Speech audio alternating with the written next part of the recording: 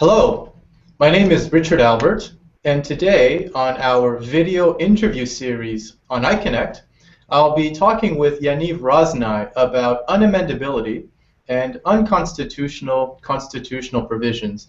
Yaniv is the research director at the Minerva Center for the Rule of Law under Extreme Conditions. Yaniv, thank you very much for joining us today. Thank you very much, Richard, for having me. It's a great pleasure. Fantastic. So let's begin. You write about unconstitutional constitutional amendments. I'm familiar with the subject, but I can imagine that for some, the idea of an unconstitutional constitutional amendment would be oxymoronic, kind of like jumbo shrimp, or dark light, or a serious joke. So is it an oxymoron? Well, it is true that the term unconstitutional constitutional amendments may seem prima facie as paradoxical. If we think about it, once an amendment is adopted, it becomes part of the Constitution. If it is part of the Constitution, it has an equal normative value as other parts of the Constitution. Hence, accordingly, one may assume that amendments cannot be unconstitutional. Nevertheless, I believe that there is no paradox in this term. The paradox disappears once you understand the nature of the amendment power.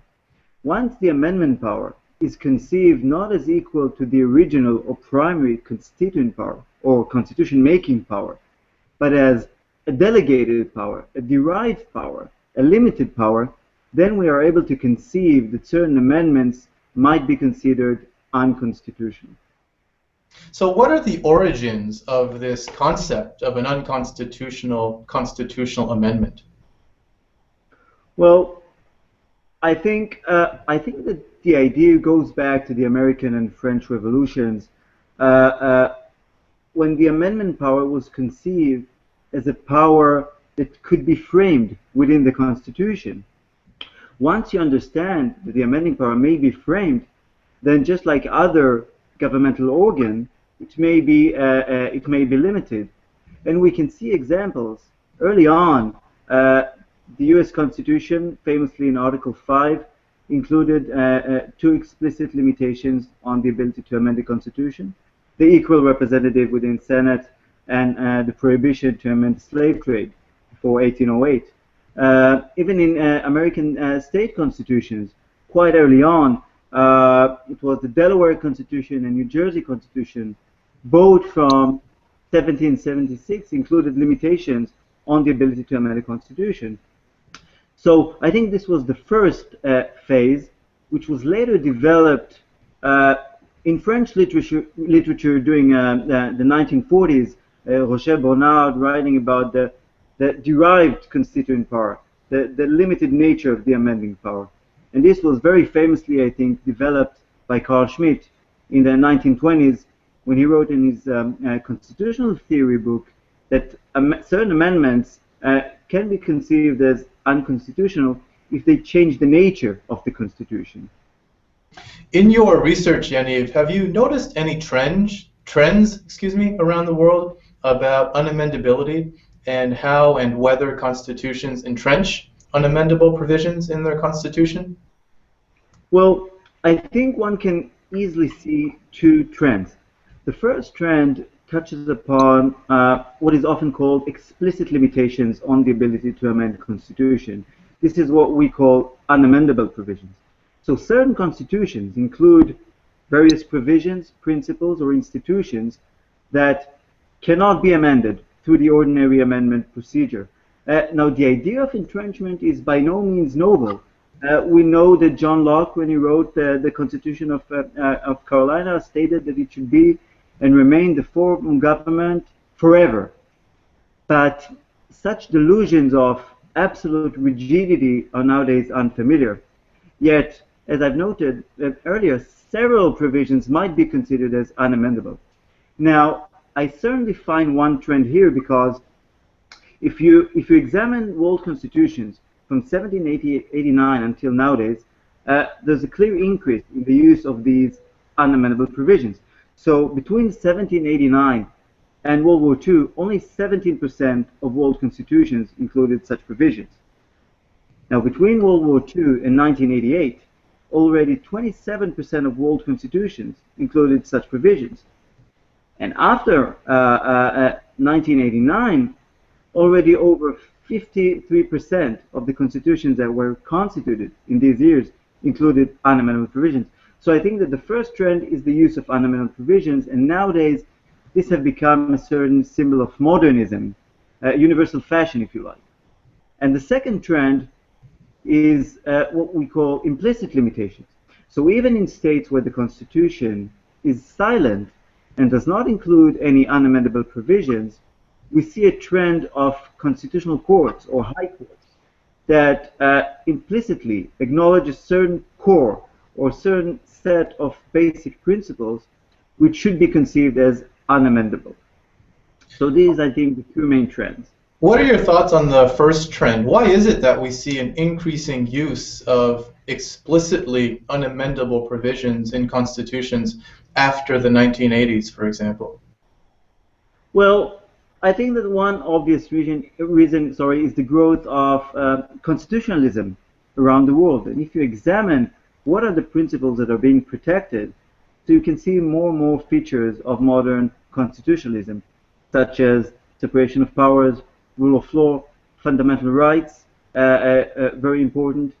So I think first it was the lesson of the Nazi regime and the World War II horrors, and then it's the third wave of constitutionalism after the collapse of communism. So I think that's the best explanation. Interesting. What are some of the modern legal implications of unamendability and of unconstitutional constitutional amendments? Well, I think that the most obvious implication is that of judicial review. Now, I think that it is one thing to claim that there are certain limitations imposed upon the amending power. It is quite differently to state that these limitations should be subject to judicial review or substantive judicial review in courts. Now, early on, in already in the 1920s, Edward Lambert, in his book Le Gouvernement des Juges, said that American style of judicial review would eventually lead to judicial review of constitutional amendments. Now, this statement, I think, amazed the French readers. And a few years later, Carl Schmitt said that Lambert's core thought is correct and will sooner or later show its implications. And it's amazing because I think that both predictions were spot on. Nowadays, judicial review of constitutional amendments is an existing practice in many states. Now, there are several states that explicitly in the Constitution give courts the authority to review amendments. For example, in Romania or Ukraine, that's an easy issue. But most constitutions are silent about this issue. Now, in my research, I demonstrate that this silence was not necessarily interpreted as negating the authority to review. And many courts, for example, in India, in Bangladesh, in Belize, many courts have taken to themselves the power to not only to review constitutional amendments, but also to declare certain amendments as invalid and unconstitutional. Yaniv, if you were advising a new democracy about how to design a constitution, what kinds of questions would you ask them to think about in determining whether it serves their purpose to entrench something as being unamendable? That's a great question. Well, first I think that this mechanism of unamendability is very dangerous and it should be used very, very carefully. So the first advice in any case would be to limit the use of this mechanism only to the most basic principles of the society, those principles that we're afraid that we might later violate. So that's the first thing. The second thing I think I would consider is the history of that state. If that state is a weak democracy, one that has a repeated history of coups d'etat, etc., I would hesitate or think twice before using unamendability. And that is because unamendability blocks an important constitutional way to change the Constitution. And if you have that kind of thing within your Constitution, you might be tempted to use extra constitutional means, such as revolutions, in order to overcome that unamendability. So these, I think, are two considerations I would bear in mind. So can we then conclude that unamendability is perhaps more appropriate only for mature democracies? That might be one conclusion. The second one, I think, would be to keep in mind the limited ability of unamendability to actually block amendments. So I always give the example of a lock on the door. Just as in an ordinary society, a lock on the door cannot block a burglar that comes equipped and he really wants to go into my apartment. That wouldn't block him. And I also wouldn't need the lock on the door if all my neighbors and the people around me are honest people. Likewise, unamendability is not required when the society acts according to self-restraint and there is no fear of abuse of powers, etc. And just the same, unamendability cannot block extra constitutional means. So it would not stop a coup d'etat. And there is a recent case which might be interesting. The Ukrainian constitution includes an unamendable provision that protects the territorial integrity from amendments. But truly, if there would be an external force, then that unamendability would be useless to some extent. Oh, that's a timely example. Very, very timely and interesting. Well, that leads to the next question I wanted to ask, which is about James Madison's famous cautionary words about parchment barriers. I know from your work that you admire and appreciate the work of the late Walter Murphy, who wrote that, quote, "To think that words can constrain power seems foolish." I think you, in fact, have used that quote in your work. So is it foolish, Yaniv, to think that unamendable constitutional provisions can actually constrain the exercise of public power? Well, as I just said, I think we should acknowledge the limited value of unamendability, but still, the fact that unamendable provisions cannot block power, and Hannah Arendt said that when law faces power, power will eventually prevail. The fact that unamendability cannot block power does not necessarily mean that it is useless. And I think unamendable provisions have certain values. First, as you mentioned in your own work, they have symbolic and educational values. We tell the people these are the values that we appreciate, that we want to maintain, perhaps forever or eternal. Secondly, even politicians that aim to abolish certain unamendable provisions would think twice once it is entrenched within the Constitution, because it would have higher political costs, and that is important. And second, if we take into considerations judicial review mechanism, as I just mentioned, it is true that courts cannot stop revolutions, but if this institutional mechanism would allow further time for the people to reconsider their support in this proposed change, even that for itself might be a useful mechanisms to block certain changes.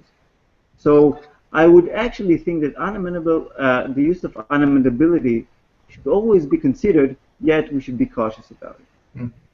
It seems like there are a lot of questions yet to be explored in and around the subject of unamendability and constitutional provisions. And you and your work, you're leading the field in this respect. So what kinds of questions are you inquiring into right now? What are you working on? What are you researching?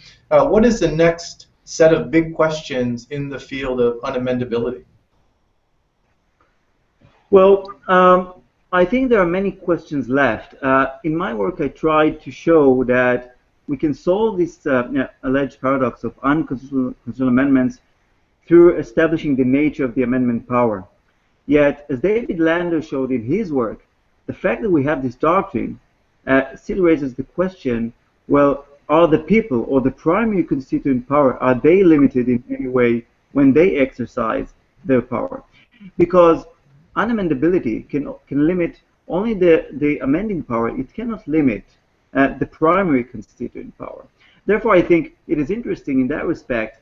We say unamendability, and the Portuguese use in Portugal and in Brazil, they use the term clausula petrea, Petrus clauses, stone clauses, which is an interesting terminology because it shows the rigidity of this provision, yet even rocks or stones cannot withstand the volcanic outburst of the primary constituent power.